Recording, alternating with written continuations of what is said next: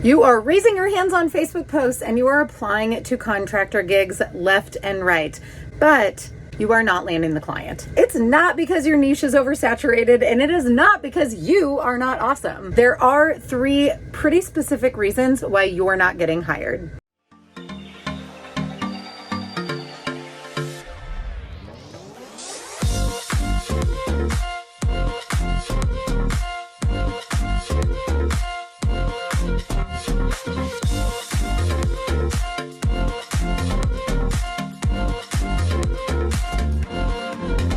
What's up, and welcome to Free Mama TV. In today's episode, I'm going to dive into the 3 biggest mistakes that I see contractors making when they are trying to get a job.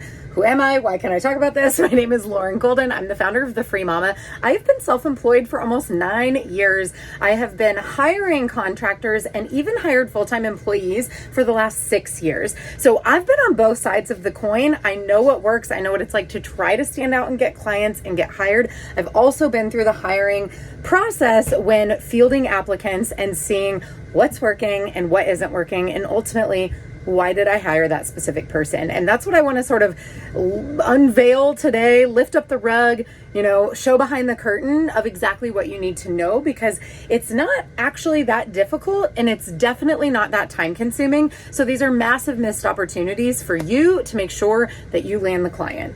The first reason that you're not getting hired is because you're not following the directions to a T.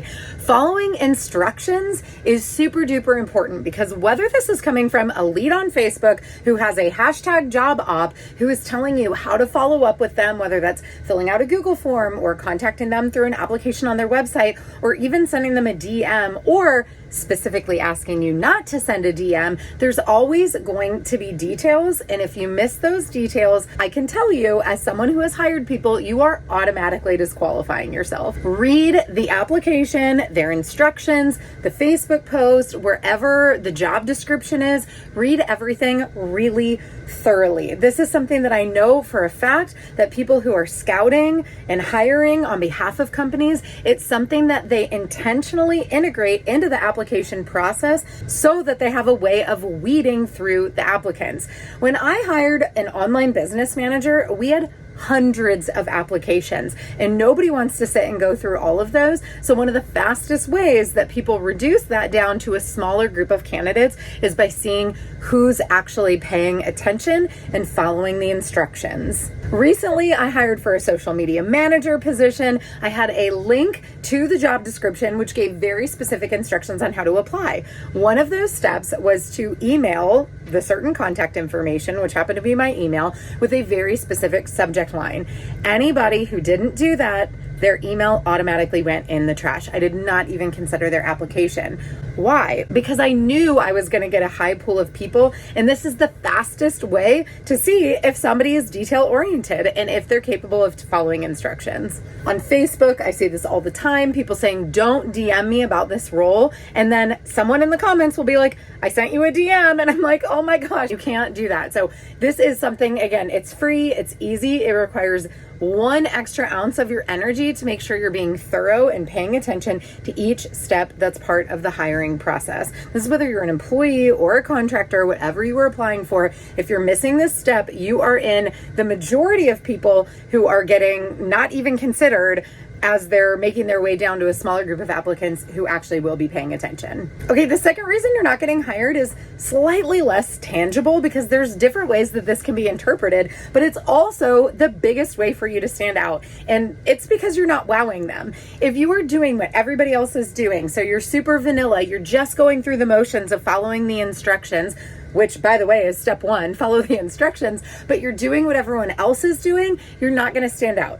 On Facebook, this looks like somebody saying that they are looking for a social media manager, or they're looking for a copywriter or a bookkeeper, and everybody in the comments, we've seen this with hundreds of comments saying, I can help you with that, me, hey, let's set up a call, and everybody's saying the exact same thing. You will never stand out if you are doing what everybody else is doing. No one's going to go through all 250 of those people and be like, huh, that one that's saying the same thing. It's just not going to happen. The people who stand out are the ones who are putting a little bit of not only their personality into their response, but they're using the person's name. They're taking care to address some of what's in the original job opportunity post, but also maybe giving some crunchy examples of how they've solved that problem for someone else before. It makes them look more like an expert. It gives them credibility, and it's not what 90% of the people are doing. But let's take things one step further. On the most recent role that I hired for on the Free Mama team, I had dozens of people apply.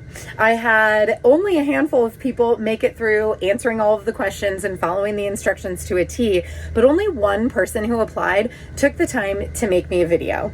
This barely cost her any more time. It was maybe a 3 or 4 minute video. It allowed me to see her personality, but it also gave her a platform to give some specific examples of some of the questions she was answering for me on the application. I got to kind of hear her tone and her vibe and see, are we going to mesh well? And really, she was able to prove that she knew what she was talking about, which is a little harder to do when you're just sending some copy over to somebody in a cover letter or resume or portfolio. Not only did this person make a video, but she made sure that she put hyperlinks in her cover letter and the answers to the questions in the application so that everything was really easy for me to do.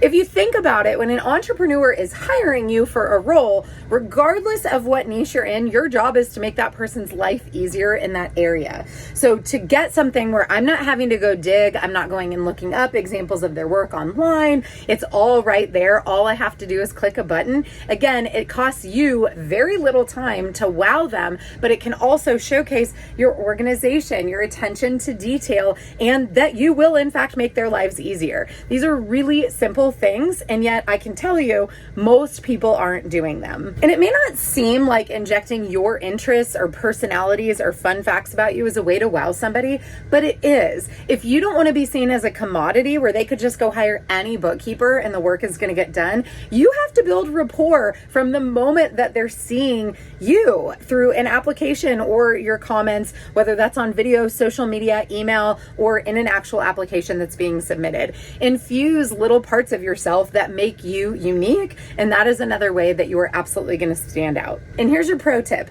Bonus points if you can build some sort of connection with the entrepreneur. Do a little bit of homework. What's their favorite TV show? What food do they like to eat? What's something that you can figure out about where they live or their family? Can you build any commonality into that? It's going to be a really easy way for you to stand out and be memorable among all the other applicants. Okay, the third reason that you are not getting hired and not standing out and not landing the client is because you are frankly not prepared. Now, again, this doesn't take hours. This takes just a little bit of time to lay the foundation to make sure that you are ready. So whether this is when you're submitting the application and it's asking for referrals, you need to notify your referrals that they might be contacted, because if they don't get back to the entrepreneur in a reasonable amount of time, that could be the difference between you getting selected for a role and somebody else. So make sure that your referrals know that they're your referrals and the jobs that you're applying for, so that they can do a good job of speaking you up for that particular position. Now, if you get to the point where you're going to have a sales conversation or an interview with the entrepreneur or company that is taking the applications, it's also really important that you've done enough homework to ask really good questions. I think there's no greater way to kill an interview or a sales conversation than not bringing your own questions to the table. If someone doesn't have a question for me, it shows me maybe that I'm very thorough, but what's more likely is that they didn't actually do a whole lot of homework in advance, and therefore they're not really prepared to dive into the deeper layers of what I might need as a business owner. Someone asked me questions that shows that they did their research, they're paying attention to what we're already doing, but maybe they also see gaps or other opportunities, and we can dive deeper into those topics. It shows me that they have a vested interest in my company and my mission and vision, but also that they're paying attention. The last thing that drives me absolutely bonkers, that just shows that you are not prepared to be the one that is hired for the role, is not following up. Whether that's sending a thank you note, an email, booking a follow-up call to go over a proposal, following up just to make sure that they have everything that they need to make the decision, whatever that looks like. If you're not following up after a sales call, you are ruining your chances of getting hired. It is absolutely essential that you have a follow-up process in place, whether or not you get hired for the role, so that you don't burn any bridges. You could maybe be considered down the line, or as we hope, you end up standing out and getting selected by this client. Okay, these are 3 super simple things that you can be doing. And frankly, the vast majority of people aren't doing this. So this is how you stand out and you make sure that you do in fact get hired by the client. If you are still struggling with how to navigate your sales conversations, I have a totally free resource for you. It is called the Discovery Call Cheat Sheet. It will help you take ownership of your sales conversations and not treat it just like you're being interviewed. You'll know exactly what questions to ask. Plus, this resource is completely free. I will put the link down below. Make sure you download that and start using it. It'll actually walk you through what to say step by step to help you close more leads once you stand out and you get that sales call. If you liked today's video, let me know. If you have any comments or questions about how you can stand out and make sure you're not making these mistakes, talk to me down in the chat. And as always, thank you for tuning into Free Mama TV. If you are not already inside of our Facebook group, where have you been hiding? That is where our community meets and we hang out, we answer each other's questions and celebrate wins and do all kinds of cool stuff. So I hope to see you over there as well. I'll see you next time.